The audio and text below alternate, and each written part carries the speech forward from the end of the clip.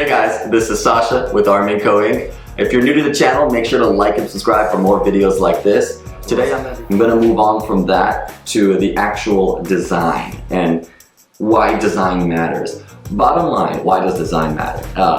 It's not, some people say I don't need a fancy office, I don't need to show off. I get that, I support that. But a properly designed office improves patient experience and staff experience. You don't need to spend the money of a Taj Mahal to have repeat clients, and if you're a general, for example, if you're a general dentist, and have your clients come back in and telling their friends about how beautiful this office is. But great design improves patient experience, improves staff experience. It can make a much more comfortable experience for the staff as well as your clientele. As well, when considering design, when considering patient experience and design, imagery, colors, and materials go a long way. A lot of people say, Sasha, I look at the floor plans and the designs on your guys' offices, and you guys, it's like things I've never seen before. That's because back in the day, design was the same thing. You just put a couple vanilla walls on the vanilla paints on the wall, and you just want it to be open for business as soon as possible.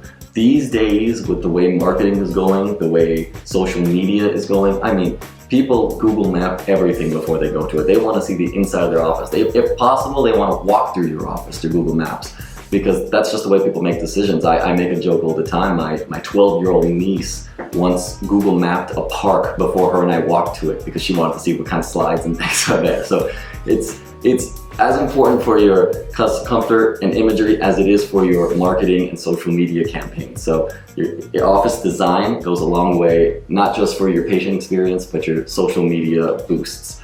Another thing with proper office design is, this is something a lot of people forget. They're so focused on a beautiful office and a pretty office and being the best of the most best office, but you got to consider design elements that minimize infection spread and sterilization techniques. At the end of the day, this is a medical office. We can't have a lot of pores. We can't have ideally any porous surfaces.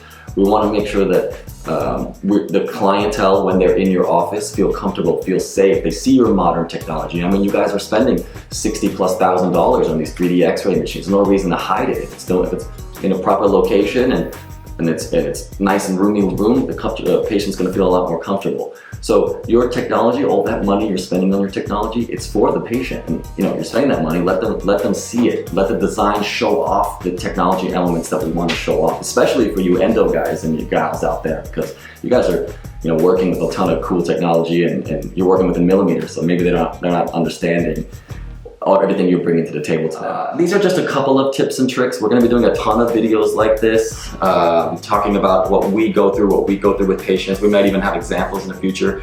Definitely like and subscribe this YouTube channel.